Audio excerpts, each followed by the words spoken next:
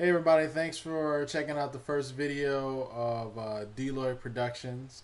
This is the first in a series of videos where I'm going to be talking about how I mixed one of the latest projects I received from a great artist in New York City, Sandra Small. This is her latest track called Believe. And yeah, so I'm just gonna be going through how I mixed it, and we videotaped it and we mixed it, and I'm gonna be syncing it up and everything, and just walk you through the process of how we went about doing that. So today I'm gonna talk about how I mixed the drums. Okay, so let's see here. First thing I want to do is show you a little bit of how the entire track sounds. So let's get that going.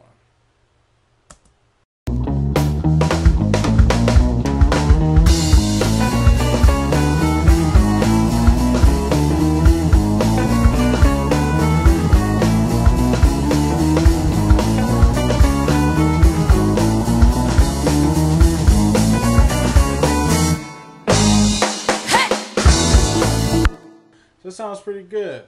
We ended up with some good music. So right now I'm going to show you how the drums are. So when I first recorded them, before we did any kind of processing on them, the drums kind of were lacking, to put it nicely.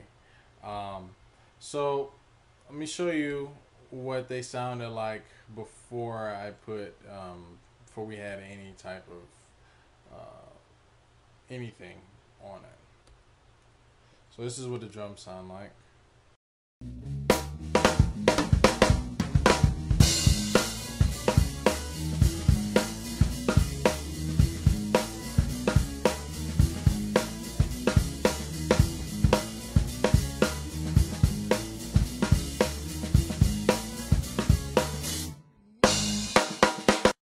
Okay, so you get the idea. They sound pretty kind of, yeah, just kind of blah, you know. It's not really much to them that's popping. It's, you know, it's not really nothing.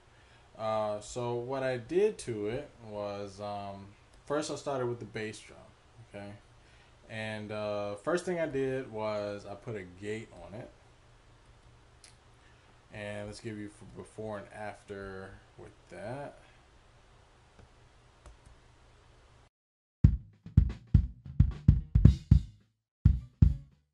So that's after. This is before.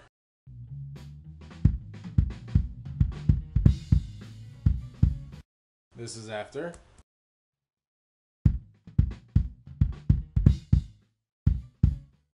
So you see, I got rid of a lot of the noise from the cymbals and the snare drum, all that little stuff that you don't really need on the bass drum track.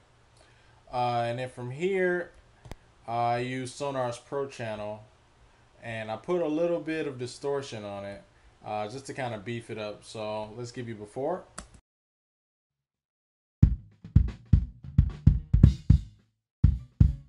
And after.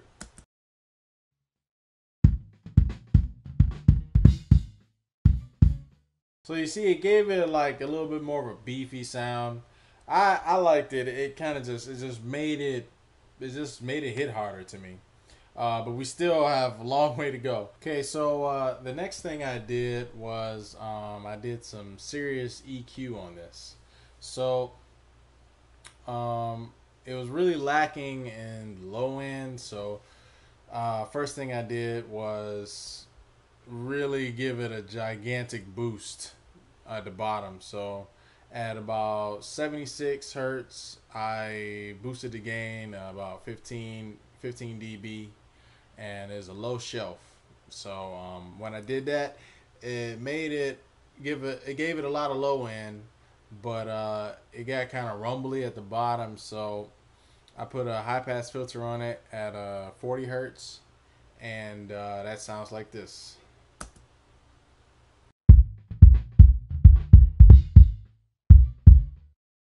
So it gave it a lot of bottom end to it, but it also made it sound real boxy. Or really, it was already boxy. It just brought the whole thing out.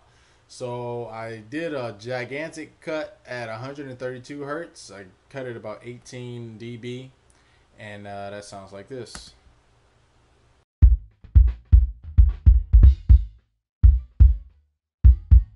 It makes it give it more of that thump kind of thing, and makes it more supposed to sound like what a bass drum is supposed to sound like. So then I cut it at 400 hertz, about 13 dB. But I did that to give room for the bass, which I will get more into at the next video. And then I gave it a gigantic boost at about 1300 hertz, um, 18 dB up, and that was to give it more of the click sound, so that it'll cut through on certain speakers. And plus, it just sounds good with this kind of music when you do that. So that sounds like this.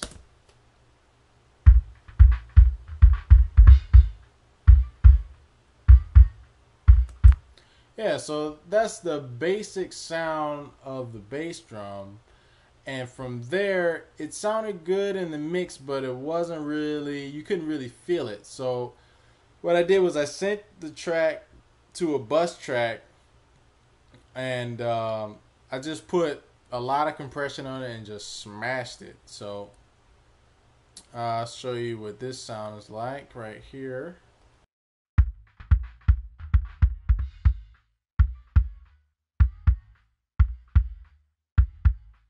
So that sounds pretty thumpy. You don't really get much of the bottom on it. You just got a gigantic thump. So put the attack at about 40 milliseconds, so that a lot of the transient will come through. And then I put really fast released. And what's this? The ratio is about 4-1. And I just smashed it. It's about 20 dB of gain reduction. Yeah, so, and I just blended it in. So that sounds like this.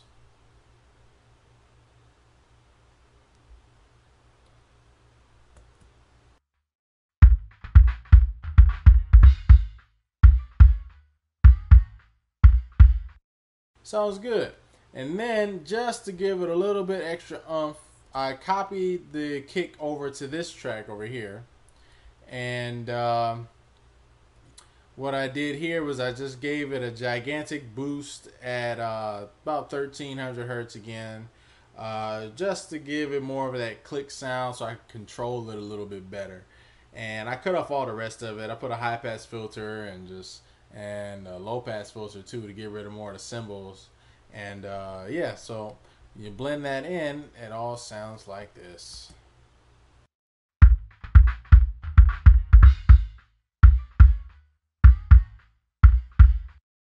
It's pretty good. So then from there, I went to the snare drum.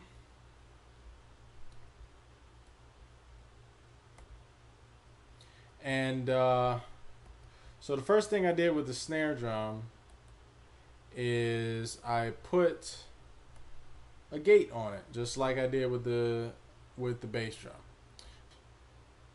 So without the gate, it sounds like this.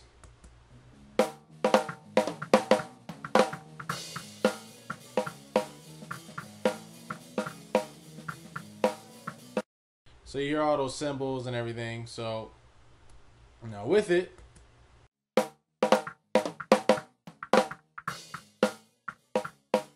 so it cuts down a lot of that. And then I gave it a high pass filter. I cut it off about 160 hertz, and cut it again at 283 hertz, just because it had a little bit of some trash I didn't like. And boosted it at 620 hertz, just to kind of fatten up the snare drum a little bit. And I gave it a little bit of distortion and some compression, just to make it pop, and that sounds like this.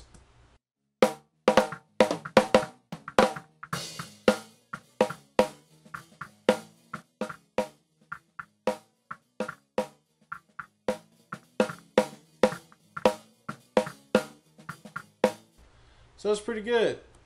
And then I jumped over to the overheads because there's only 4 mics for the drums.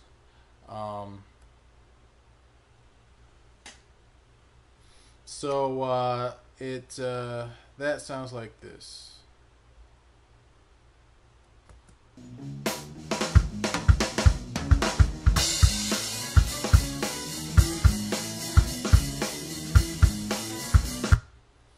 Yeah, so that's pretty cool. I cut the low end so that I could get a lot of that bass drum out, and put a boost at 4400 hertz, and just to bring the cymbals out more. Put a little compression on it just to kind of even it out so that the snare drum isn't popping out like crazy. And when you put it all together, sounds like this.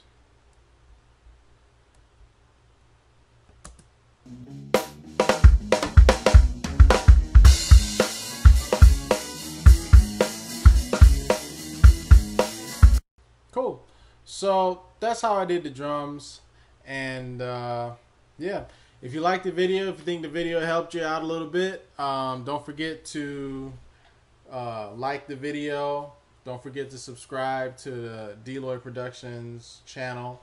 And yeah, hope you guys come back around for the next video. And next one I'm going to do is going to be talking about how I mix the bass on this track by Sandra Small called Believe. All right now. Peace.